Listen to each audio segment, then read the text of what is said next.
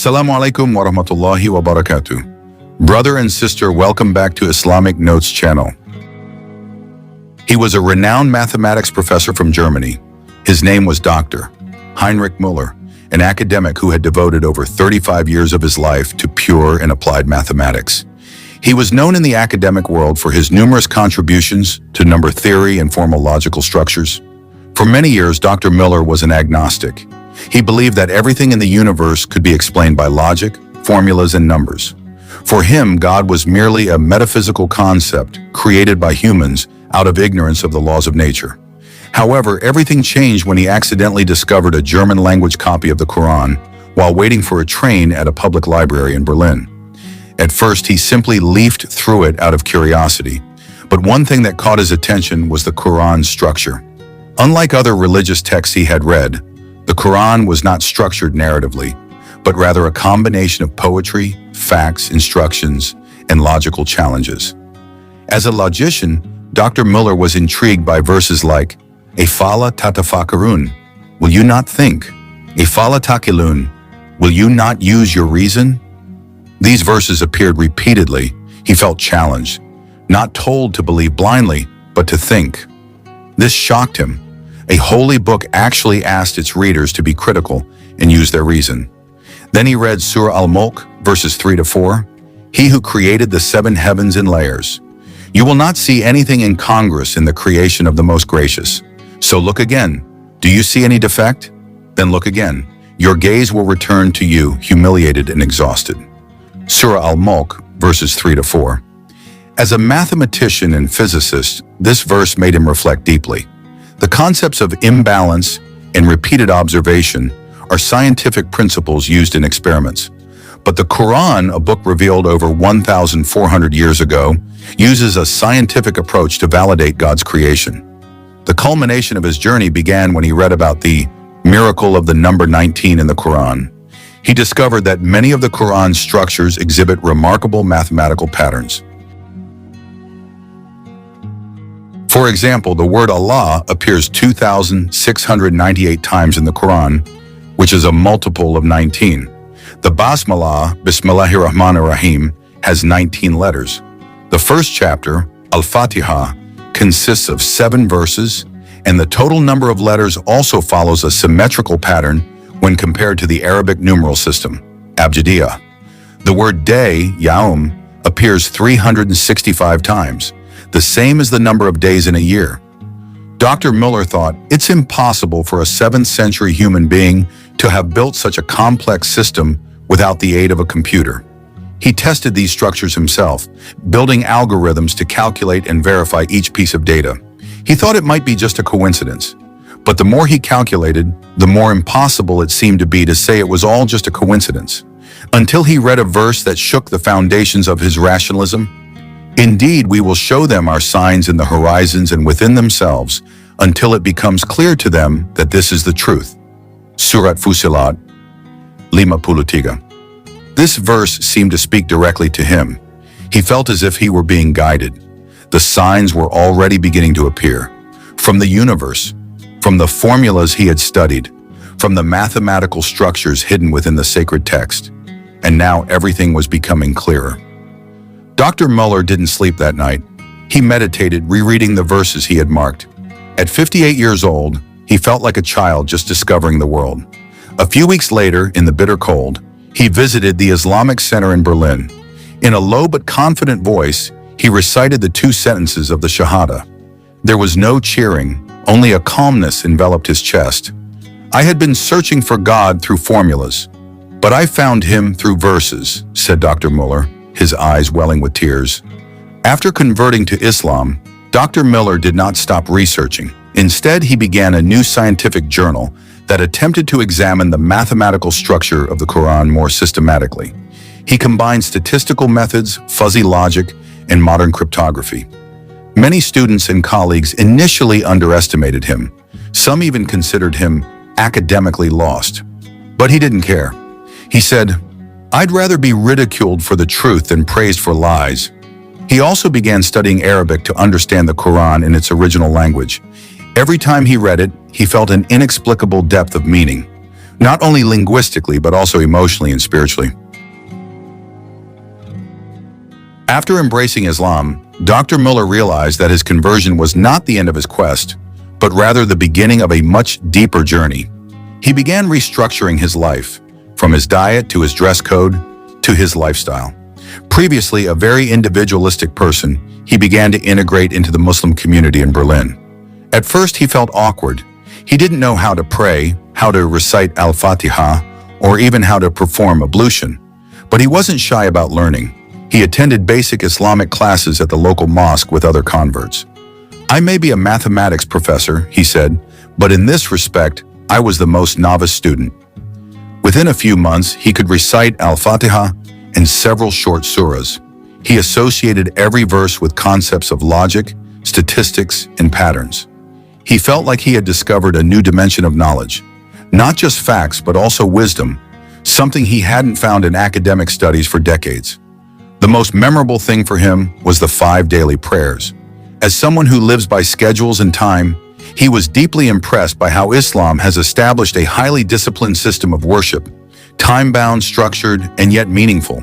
He said, "Prayer is a beautiful form of spiritual logic, 5 points in time that connect humans to the divine dimension. They are like coordinate points on the graph of life." He used to write mathematical equations in the middle of the night without any time limit, but now he feels how time is a blessing.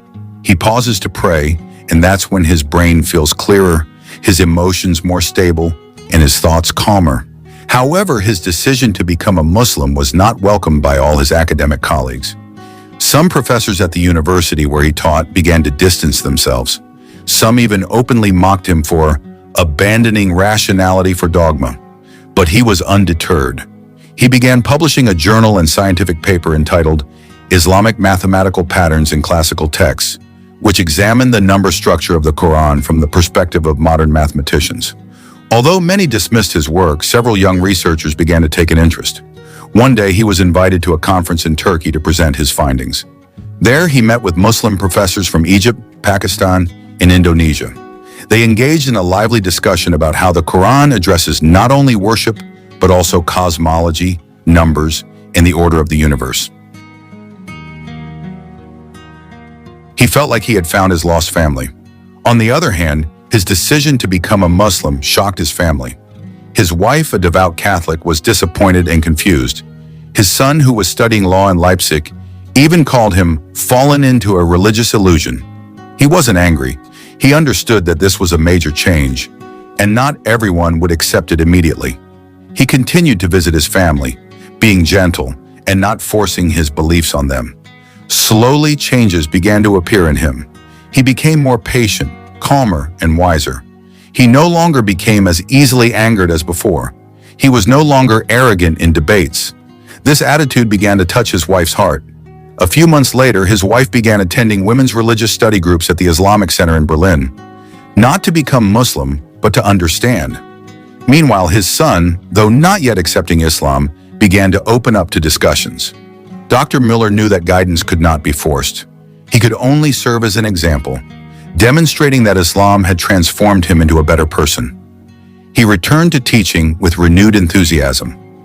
In each of his lectures, he didn't directly teach religion. Instead, he incorporated the principles of monotheism into the language of logic, about the order of the universe, which could never have occurred randomly, about the structure of numbers that demonstrates harmony, about the law of cause and effect that points to an absolute source, Al-Khaliq. Some students asked, "Do you believe in God now, Professor?" He replied with a smile, "I believe in the one God who governs all numbers and logic in the universe, and I found it in the Quran." After several years of living as a Muslim, Dr. Muller became known not only as an academic, but also as an intellectual preacher. He believed that the best Dawah, preaching, was through deeds, knowledge, and morals, not mere words. He began to be frequently invited to give seminars at European universities, both to speak on mathematics and the philosophy of science. But one thing that set him apart from other speakers was his connection to all scientific phenomena with the principle of monotheism. Before lecturers, students, and scientists, He explained how all systems in the universe work like perfect mathematical equations. No flaws, no contradictions, and all pointing to one conclusion: the existence of a supreme being who is all-controlling, all-perceptive, and all-intelligent. He even called Surah Al-Ikhlas a perfect form of divine abstraction.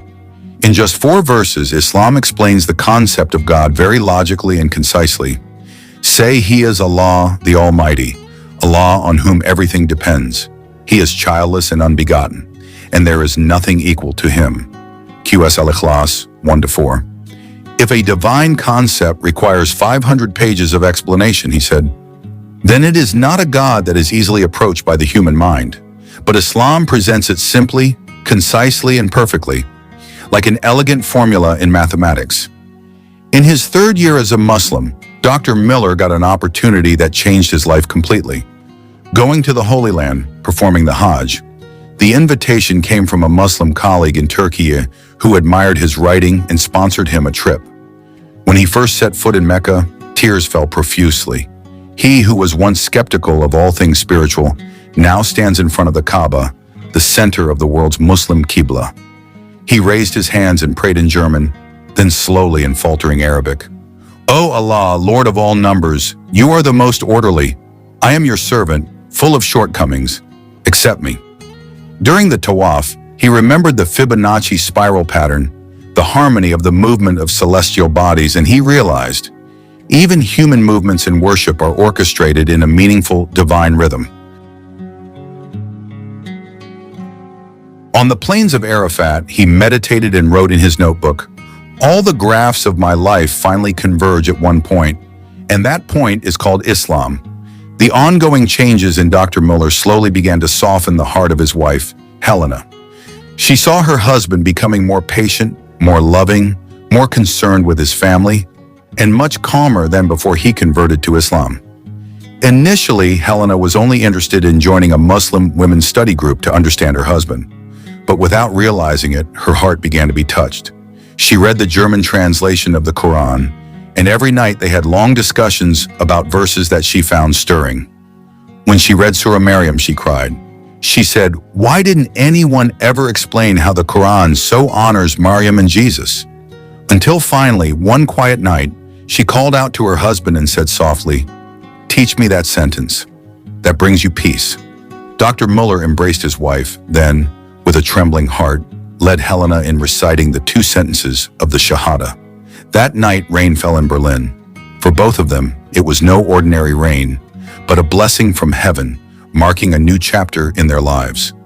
After his wife converted to Islam, their life became more peaceful. They formed a small Islamic family in a secular society. They lived not in fanaticism, but with an open and wise faith. Their children eventually embraced Islam as well, not because they were forced to, but because they saw the living proof of their parents. Islam did not come with violence, but with real change. Dr. Muller wrote a book entitled The Mathematics of Faith, which was later translated into several languages: English, Turkish, Arabic, and Indonesian. The book explains that faith is not the opposite of logic, but its complement. In his later years, Dr. Muller began mentoring young Muslim researchers in various countries. He conveyed the message that we should not abandon science and religion, and we should not abandon religion in knowledge. A few years before his death, he said in an interview, I have spent more than half my life searching for the truth behind numbers and formulas. But I find the true truth when I put my forehead to the ground, in prostration. That's where I feel the smallest, and that's where I feel closest to God.